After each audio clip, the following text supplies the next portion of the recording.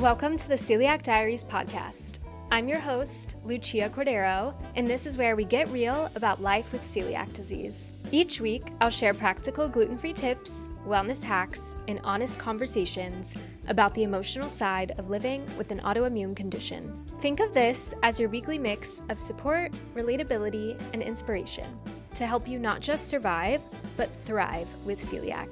Before we dive in, just a quick reminder, I'm not a medical professional. Everything I share is based on my own experience living with celiac disease. This podcast is not medical advice, so please always consult your doctor about your own health. Welcome back to the Celiac Diaries podcast. I'm your host, Lucia Cordero, and we have a special guest in the studio with us. Hey. Chelsea Callahan. I'm so excited that you're here. Thanks for coming. Thank you so much for having me. I'm a huge fan of podcasts and your YouTube channel and everything, so I'm so excited. Oh my gosh. This is going to be just like such a fun convo. I'm so excited to chat for an hour. We were saying like we followed each other on YouTube for like 2 years now, maybe. So yeah. I feel like I keep up with you even when I'm not seeing you in real life, but now we have like an hour to chat. I know. All about autoimmune disease. So it's going to be fun. Well, that's something I really connected with you on too in your videos is you're so open about it, your autoimmune disease. So I'm like, it always gave me encouragement to open up about mine. So I'm excited for the convo. Like this is going to be really cool. Yeah, no, I've always been so inspired by your YouTube channel. If you don't know Chelsea, she's an NYC YouTuber, but I'm sure you do know her. So I feel like you don't need an intro. But her vlogs are amazing, and you show your life in the city. You just went back to school, and you've been vlogging that. You just did the New York City Marathon, which we'll get into as well. And yeah, you've been open about your experiences with autoimmune disease. You have hypothyroidism and Hashimoto's, right? Mm-hmm. Yeah. So yeah, we're going to get into that. You were the first non-celiac person on the podcast. Oh, really? Yeah. Hey. But I think like everyone with, autoimmune diseases, it's kind of a community. And I think we can all learn different things from everyone's experience. And I think it's just so many people with celiac also are dealing with things that aren't just celiac. And I think just being open about your experiences online just helps people feel seen. So I appreciate you being willing to share your story with us. Oh, I know. I mean, I'm just excited to talk more about it. It's something that I've never really opened up too much. I'm open about it on my YouTube, but not to this level, I think. So yeah, thank you for having me. Yeah. All right. So let's get into our little segments that we have. So we start out with news of the week.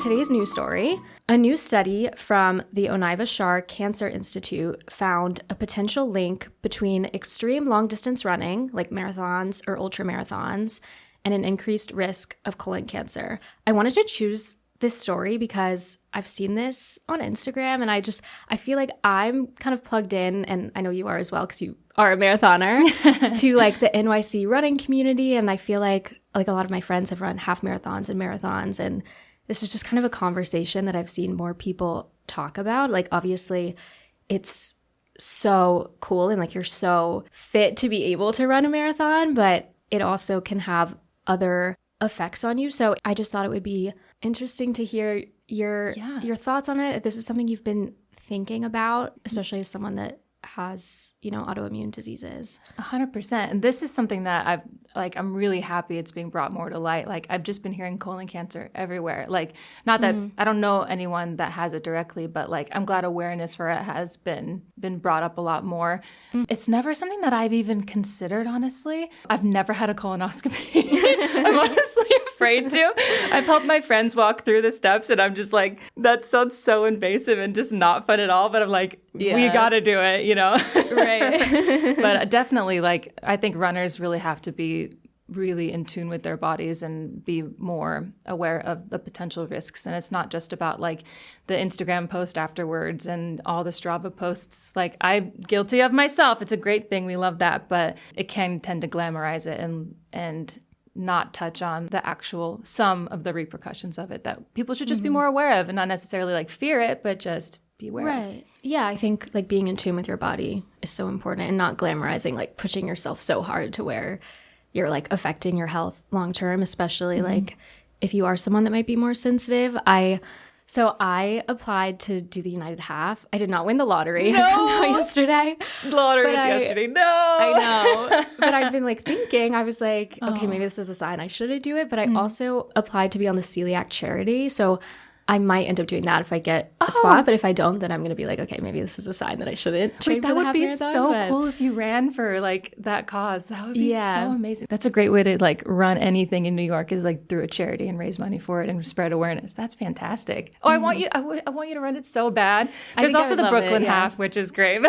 Yeah. I know your time like is coming for half marathon at some point. I wasn't in the cards for this winter and fall, but I feel like next year, if you're down for it, it's your year. Yeah, totally. Okay, I want to get more into marathon stuff later too, but let's move on to our gluten-free fave of the week.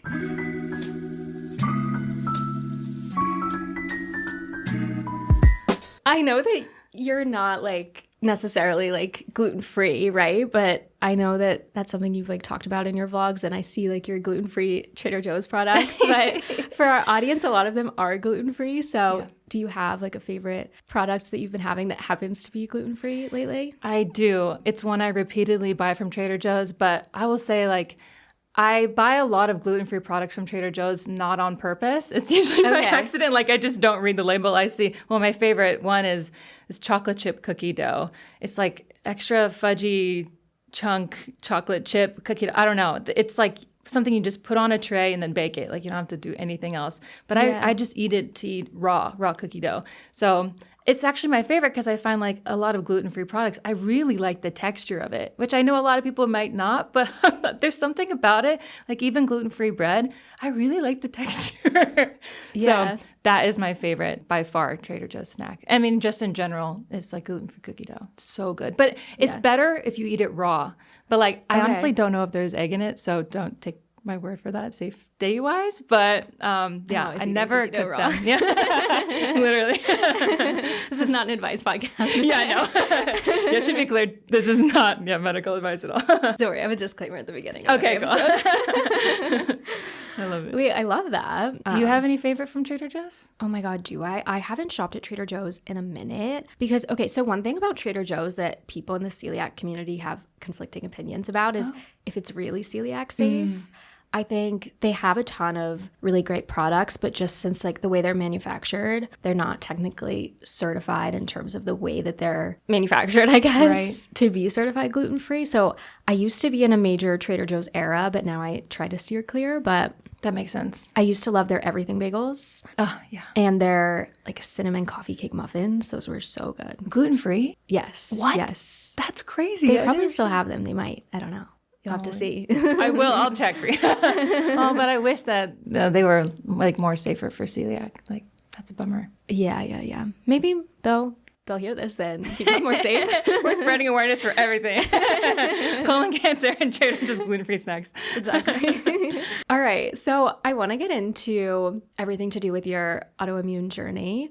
So you have hypothyroidism and Hashimoto's. And I know that, maybe the audience might not be as familiar with those. So I looked up some definitions. Love. Hypothyroidism basically means, in like a very simplified version, that the thyroid isn't producing enough hormones. And then Hashimoto's is an autoimmune disease where the immune system attacks the thyroid over time. So they're both thyroid related. Is that correct? Yep. Okay. Exactly. Yeah. So even though like celiac and thyroid autoimmune conditions are different, I think the day-to-day experience and the diagnosis process can feel similar, just with a lot of similar symptoms like fatigue, brain fog, just kind of the anxiety of not knowing what's wrong with you and like that initial experience going to the doctor. Just a lot to go through and figure out, and then figure out the best way to be healthy. So yeah, I'm curious, like, how did you realize that you had hypothyroidism, and when did you realize that you had Hashimoto's? Because I know Hashimoto's is a bit more recent, right? Yeah, exactly. So I'm going on now like 14 years diagnosed with hypothyroidism, which is kind of crazy. Oh no, 12 years, not 14 yet. But I think it took me a really long time of ignoring symptoms to figure out what I had. And I feel like I was one of the lucky ones, because once I found out I needed to go to the doctor I had just tested me immediately for TSH, which is like one of the tests that you can do to find out if you have a low thyroid or high thyroid hormone, or if you have an imbalance at all. And so luckily I wasn't dismissed right away, but it's one of those things like you were exactly saying, like my symptoms, the biggest ones were brain fog and fatigue. And then I had unexplained weight gain as well, but like that wasn't my biggest concern when I would like can't even get out of bed. Like I realized And how old were you? I was 22. Okay. Gotcha. And then, but I feel like in hindsight, like I was experiencing a lot of those biggest symptoms through college, but then just kind of wrote it off because I'm like exhausted from college. My first degree was musical theater. So like it's very physical. You're in school 14 hours a day sometimes. And then it's like, obviously I'm exhausted, but like, then you need to sleep. Like I was literally sleeping like 12 to 15 hours a night. Wow. And thinking that was normal. And I was doing that for years. And then when I graduated college, at the moment I realized I needed to go to the doctor was my job after college was working at an ice cream shop in Pike Place Market. Shout out to Shy Giants. I think it's still there. I don't know. But it's not like the most physically demanding job, but you're still standing for 8 hours and scooping ice cream all day. So it can just get kind of exhausting. And I remember just sitting in the back of the restaurant, little shack, and just like not being able to stand up and like trying not to fall asleep. And I was like, okay, I really do need to do something about this. So I didn't have a primary care doctor at the time. So I just went to an urgent care and that was that amazing doctor that just like, okay, we'll just test for this for your thyroid. And then we'll also test for like vitamin D, all those like basic vitamin levels. And it turns out like I was very much lacking in the thyroid hormone. So, and then she put me on medication right away. So I feel like that was the most seamless part of the whole process, which I know a lot of people don't have that experience with. That's awesome though that they tested you right away and you were able to figure out what it was. But I think a lot of people can relate to that. I mean, I know I can in terms of fatigue as a symptom, especially being a busy person. Sometimes it's hard to distinguish if you're just tired because you have a lot going on in your life or if it's a symptom of something else that you need to get checked out health-wise. Yeah, especially being a woman too. I'm like, are these symptoms just like because of my hormones or like my period or like it's just hard to determine. It could have been like celiac for all I know too. I'm like, it could have been anything. Yeah. And it's just amazing that they were able to pinpoint like that from the beginning and not even test me for all these other things too. So how did you kind of get to that point where you were like, okay, I mean, I know you were at the ice cream shop, but were you kind of debating going to see a doctor for a bit about it? Yeah, I think I had also tried going gluten-free for a while in college and after college a little bit to see like if that would help or like start to clean up my diet. But I was always really like bad about doing all of those things consistently for a long period of time. Yeah, it's hard. Yeah. It's like I'm just eating pasta right now. So like it's really hard to like stay gluten-free, but I would opt for more gluten-free snacks. And then I also thought that caffeine was triggering like the brain fog. So I actually didn't drink coffee for like a couple years. I'd started drinking coffee in college and then I stopped like my last year of college and then a year after I graduated. And then turns out like that wasn't it at all.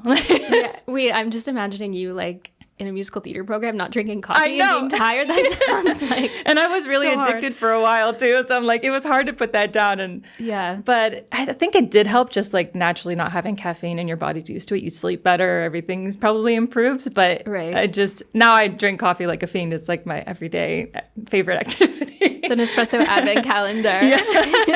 Exactly. Yeah. But I knew about like my family history too. I don't know if I've ever talked about this before, but my grandma has hypothyroidism and no one else in my family does that we know of. But she was diagnosed, I think my mom's going to be like, I've told you a million times, you don't remember how old she was, but she was diagnosed at 50. And so I can't even imagine her symptoms. Like if they were similar to mine, just having to think that you're normal or that like what you're experiencing is normal until you're 50 and then realizing like, things make sense. Now I take a little pill every day and I'm much more regulated. I'm like, that is wild. 50 years. Wow. 50 years. So that was like another reason, but not that I was even like educated on thyroid at all, but I'm like, okay, might be a good idea because I know that family history to go get it checked out. Yeah. So does it work? And I know you might not, like you're not a doctor, so you might not know the exact answer, but do you have it kind of your whole life? Like, do you think you had it your whole life or was it like triggered maybe at a certain time? Or have they told you that? That's something I have no idea about. I've always been a sleepy girl. Like I've always been sleeping until 11 a.m. like all my childhood, as long as my family will let me. But it's very possible. But I just kind of wrote it off as like, oh, this is how people normally live. So I'll deal with it too. Right. Yeah. No, I feel like I had the same experience with celiac, just not realizing that it wasn't normal for your stomach to hurt after you ate food. Yeah. Like I just thought that everyone had that experience because that was all I'd ever known. So it kind of takes a second to be like, oh, okay. Like calibrate yourself and realize that something's a symptom. And to take it seriously too, because I know you were diagnosed at 11, right, with celiac. And like I was listening to your podcast episode of you like sneaking like gluten at your friend's house and stuff. And like I feel like I probably would have treated it very similarly. Like, oh, it's not a big deal. Like I don't even know what autoimmune is. I don't know what like the effects of this. So, and honestly, even when I was 22, I didn't really take it that seriously. I didn't look into any things I can do to make myself feel better. I was like, oh, I just take this pill and that's all I need to do. And I was good about that, but I don't know. Well, when you're young, I think like I definitely felt more invincible and was like, oh, like nothing will ever happen to me. Like even though I have this thing, like it's not that big of a deal. But it is a big deal. I mean, it's something that's so manageable, but you still have to take it seriously to have good health outcomes. 100%. You've been a huge inspiration for me for that, by the way. Like how you manage your health and wellness and like are really in tune with your body and how open you are about like just speaking about that like in the moment on your vlogs has just been really eye-opening because I'm like, okay, it's not just me constantly thinking like, oh, is this bad for me? Is this good for me? I don't know. And so just having you as an example, like I watch your channel religiously. So it's just inspired me a lot to invest more in my own health too. I'm not just saying that. Like that makes me true. happy. It makes a huge difference, like having that to watch. Oh, that's so nice. Thank you. So with hypothyroidism, you started taking your daily pill for that, and that kind of manages that pretty well, or is there anything else that you do for treatment? That's the only thing. My one little tiny pill every day. And it's honestly, this little pill is the bane of my existence because, I mean, a lot of the times because you have brain fog, like the pill didn't solve all of my symptoms. I still have brain fog a lot. Like I woke up this morning hoping I wouldn't have a bad brain day. You know? Like I'm going on a podcast. I got to be able to think through things clearly. But sometimes like I would forget to take it completely. And sometimes I would like end up taking 2 pills a day by accident. So like I ended up getting one of those little like stick-on.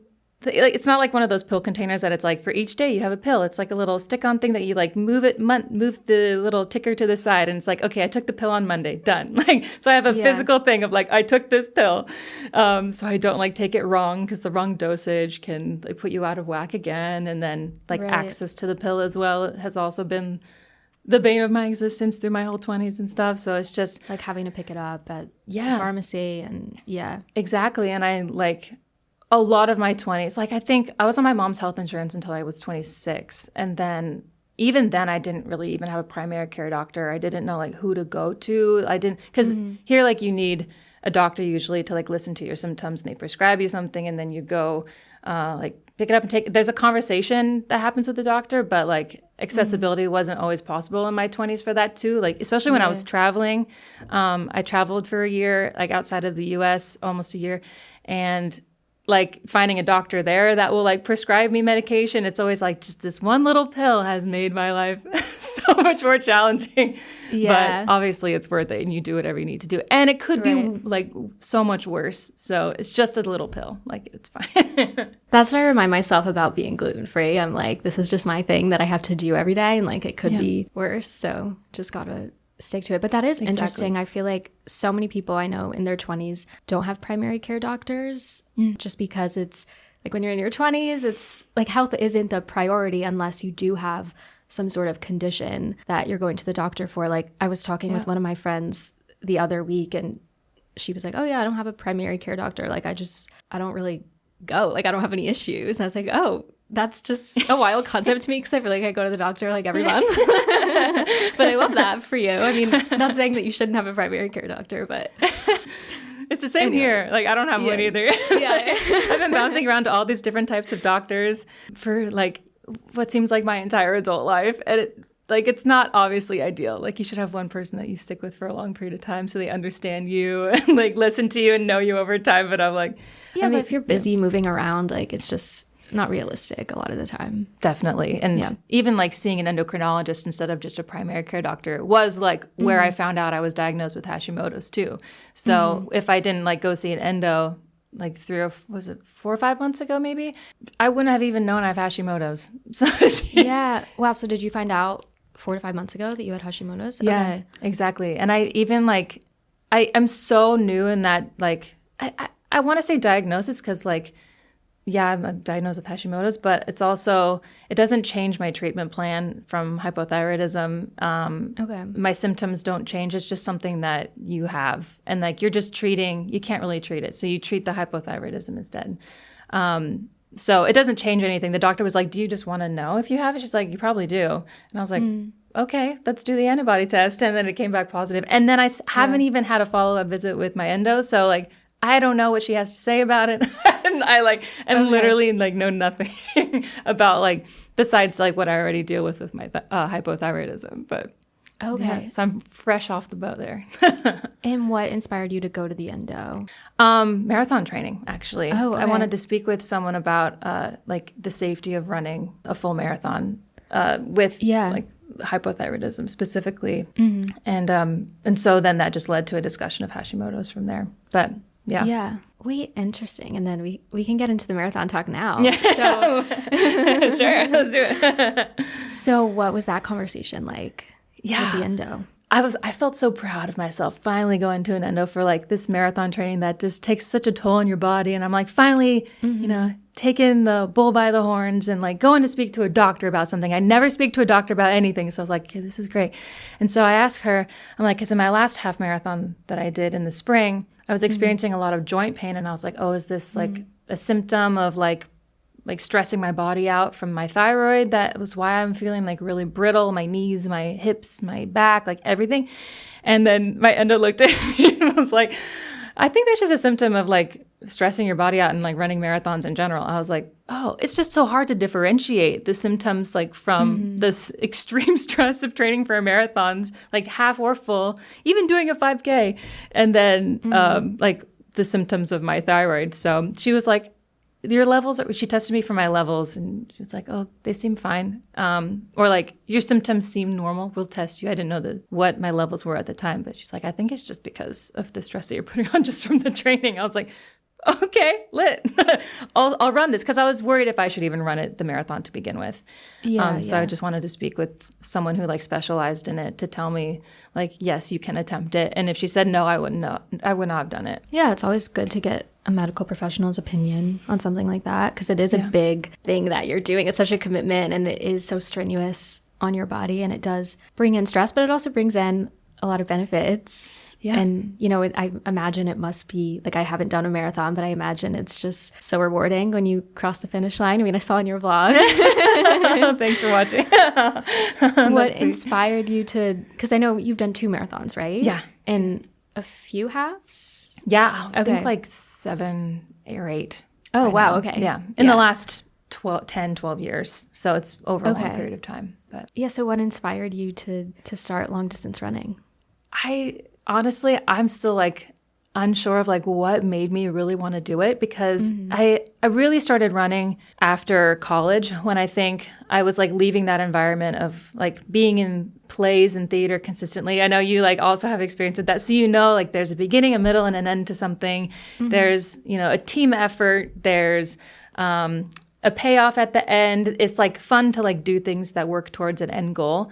And I found a lot of motivation from that from theater. And now leaving that environment, I was like, oh, I still want to do something that can challenge me like in a different way than theater, but still give me that like beginning, middle, end, and then payoff at the end. And my first half marathon, I like did not train properly for whatsoever. I didn't know about fueling. I knew nothing about, I didn't know. I don't even think I knew I had hypothyroidism at the time, honestly.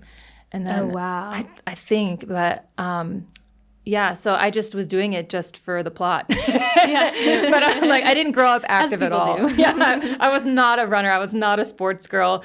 I was thrown out of my gymnastics class. No, literally nothing. Yeah. Like my major was musical theater, and I like couldn't even dance. Like I was like, I'm an actor who moves, you know. Yeah. But yeah, that's the whole thing. But it was really just for the plot. And then I ended up kind of liking it. I took a break after my first half for like 5 or 6 years. And then when I moved to New York, that's when I picked it back up again. But I did that first one in Seattle with a lot of hills in November in the snow. So I was like, I'm never doing this again. And then here I am. Yeah. Yeah, for sure. Do you think you're done now or? For now. Okay. For now. I think that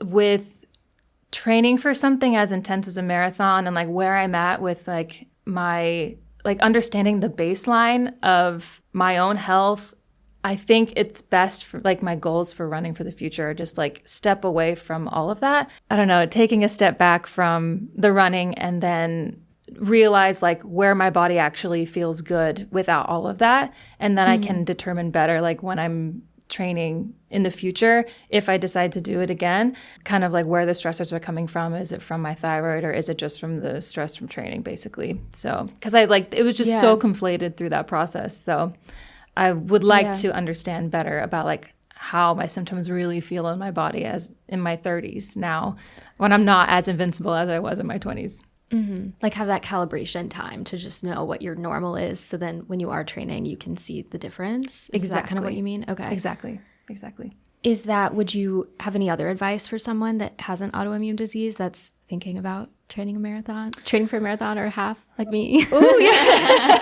I love it. I mean, I would just say like stay curious and try not to let it stop you or hold you back, but also like there's only so like I say that, but also like you do have to be really mindful of it and your limits. So I think like understanding that baseline and then having a doctor like to talk to before getting invested in it is like the smartest way to go about it. But I don't know, just like find the most joy you possibly can in it, because sometimes I wonder like if all of these like one day you won't be able to do it anymore.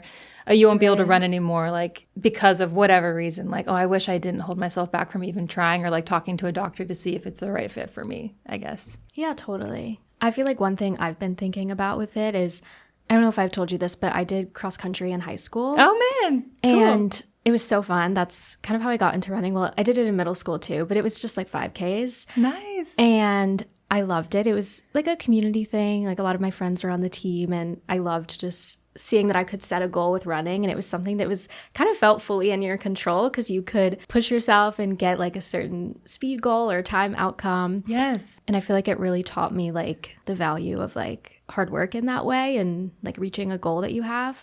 That's but amazing. I like at the time I had celiac, but as like I've mentioned in other episodes, I wasn't maybe managing it the best with cross-contamination. And I remember I had just like a lot of joint pain and kind of like unexplained runner's knee. And I was dealing with a lot of just like issues with that while running. But like I was on this team, like I'm a pretty competitive person. Yeah. I was pushing myself really hard. And like I wanted to, be one of the people that's like the top 5 on the team that qualifies for state and everything. So I was kind of ignoring how I felt because, again, I mean, I was like 17, so I felt invincible. And at the time, like this was the most important thing going on in my life was like what my time was at the end of a 5K.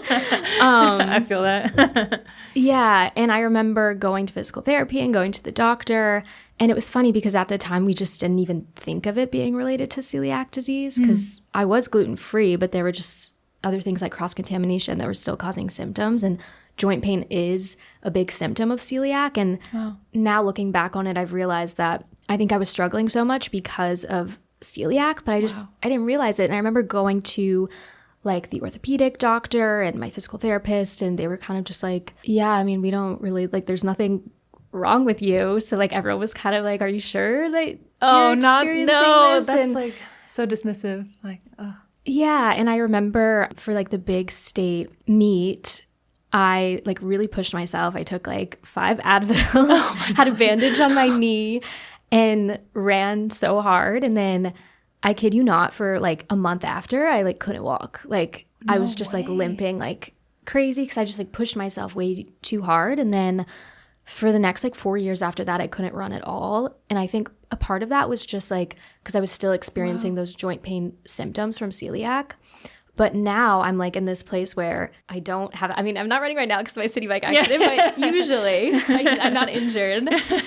And I think it's because I've learned how to properly manage my celiac. And obviously, you know, there's still things that could happen that's like an actual runner's injury, because it is something that's tough on your body in other ways outside of autoimmune. But now, because I know that, I know how to distinguish, like, okay, am I having joint pain because I got glutened, or is it because I like have bad running form, you know? 100%.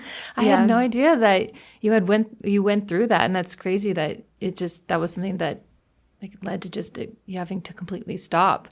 Like I think that takes a lot too I mean, not that you were physically even able to go like continue running with the joint pain and everything, but that probably was really, I don't know, that probably was just like tough to go through so young too, because you're like, I'm invincible, but then realizing that like your body like can hold you back, and it's frustrating in that way, I'm sure. Yeah, it's frustrating when you don't understand it and there's no clear diagnosis or answers about it, but I think it's given me so much clarity with the knowledge I have now, looking back on that experience.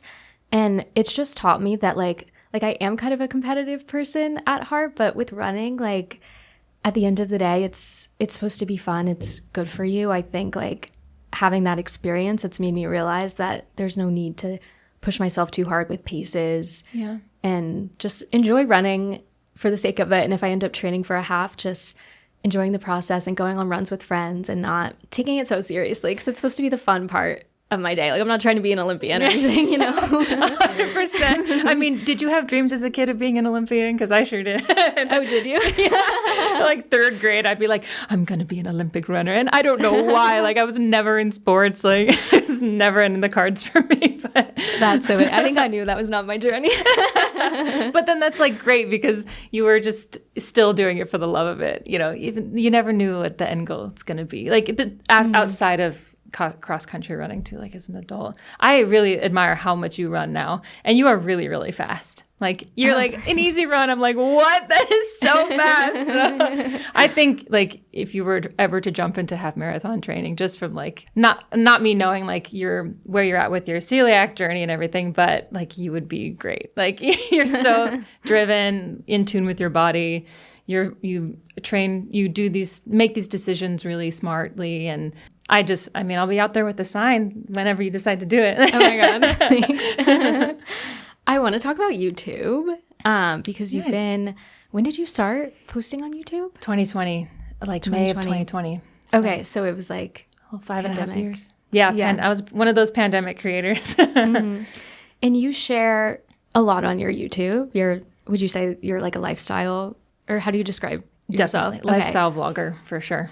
Yeah. So what has it been like? I mean, I know like this podcast is kind of you opening up a bit more about your autoimmune journey, but what is it like kind of sharing your life, and how do you decide what to choose health-wise, and what has that been like for you? Do you have any boundaries with that?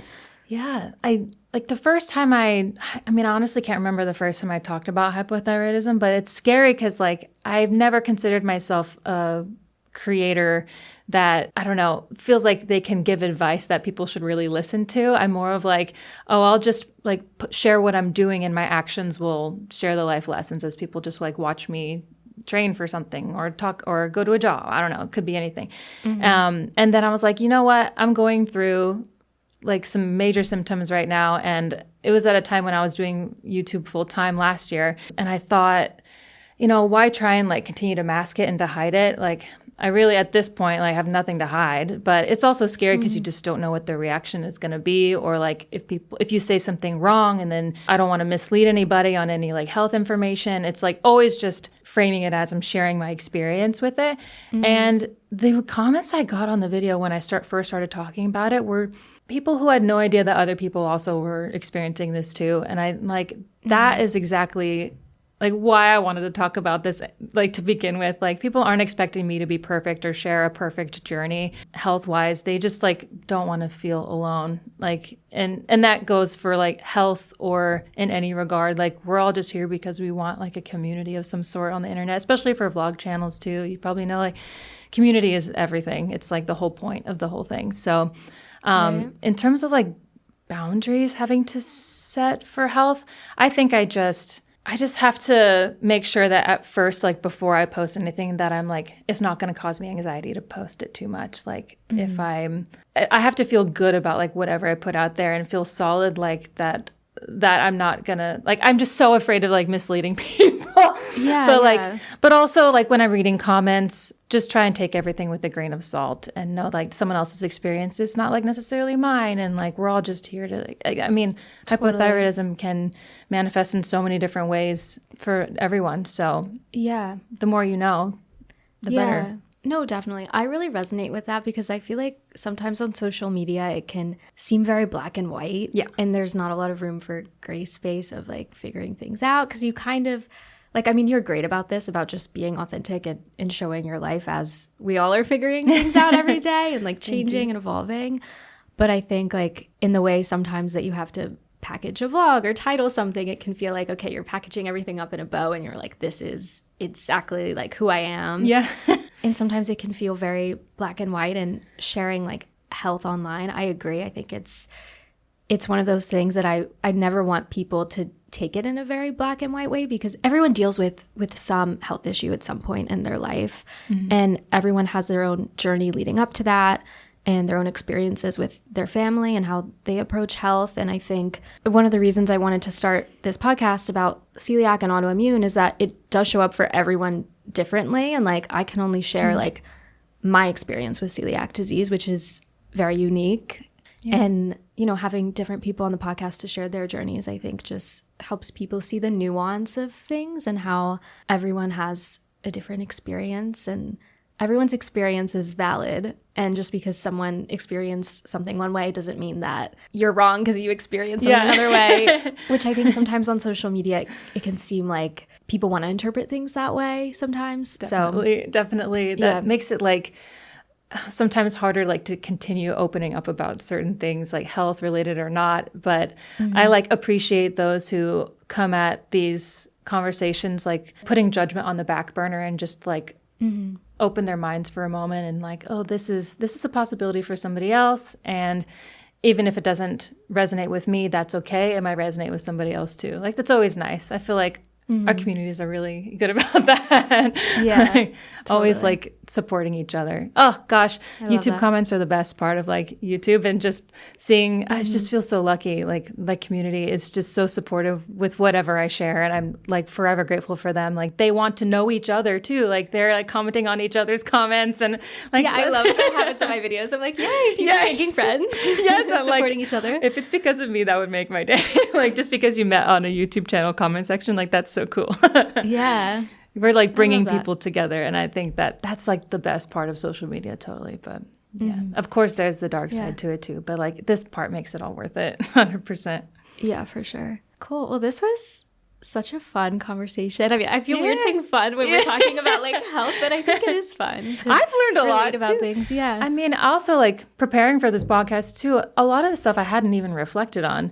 And I think it's opened my eyes too to like where I really just didn't know that much, even about my own condition, and like learning that like curiosity and I don't know, reflection in that way. It's like just happens throughout your entire life. And so this has inspired me to like learn more about my own self. Even if like I've had this for 12 years, you know, it's still a lifetime to go. So like you can always learn more, and more research is always coming out about things. So I think this has been inspiring for me a lot.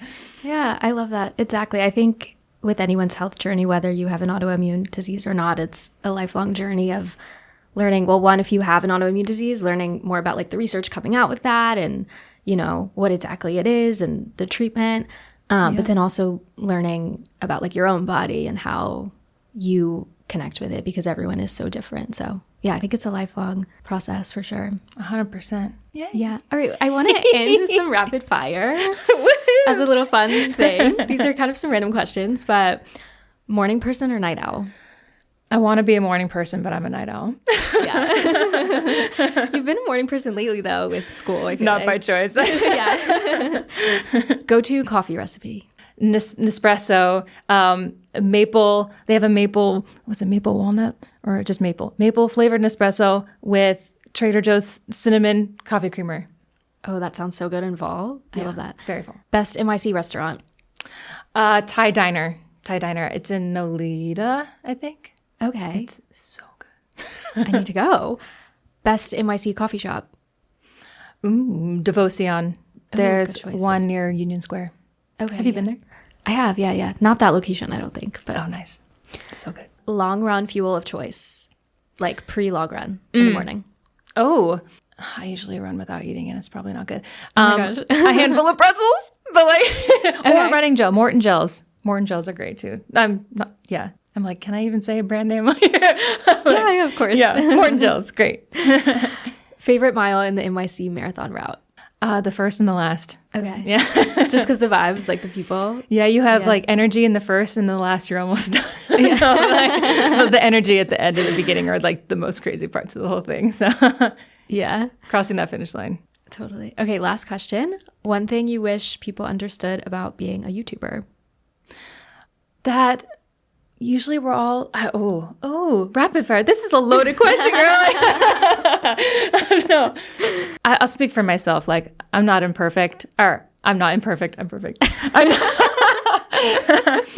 I'm not perfect. We're all just out here doing our best, especially like specific to like vlogging YouTubers. Like we're all just out here doing our best and sharing the best we can, and sometimes that just has to be enough. And that YouTube comments make our days. Like positive comments and supportive comments make truly make this whole thing worth it and make you want to keep like going back and making more content. So it really does make a difference. If you're like, oh, I want to, like, no one's going to read it, I read mine. We read ours. So. Yeah. No, I read every single comment. Yeah. And yeah, the positive ones do make such a difference. Yes. Just like lights me up. Yeah, same. Makes it worth it. Yay. Okay. Well, thank you so much for coming on. This was such a good conversation. I know that our audience is going to love it. I hope. Yeah. Oh. Share with us where everyone can find you online. Well, for one, thank you. This was so much fun. Holy crap. You can find me on, find me on YouTube, Chelsea Callahan, or on Instagram at chel.cal, CHEL.CALL. Woohoo! Or on here. And you've been posting more on your Instagram stories. I've been enjoying the content. I'm trying to be an Instagram girly, but it's hard. I don't know how you do it. Reels are another world, man. I know. All right. Well, thank you so much for listening. Don't forget to follow the show, send it to a friend with an autoimmune disease or with celiac so we can grow the community. And don't forget to leave us a 5-star review. And I will catch you here next Wednesday for another episode. Thank you. Thanks so much. Thanks for listening to me ramble on. Yay. Thanks, Lucia. Thanks for listening to this week's episode of the Celiac Diaries podcast. I hope you're leaving with a tip, a story, or just a little inspiration to live your best life with celiac. If you enjoyed today's episode, be sure to follow the show, share it with a friend, or leave a review. I'll see you back here next Wednesday. And until then, stay well.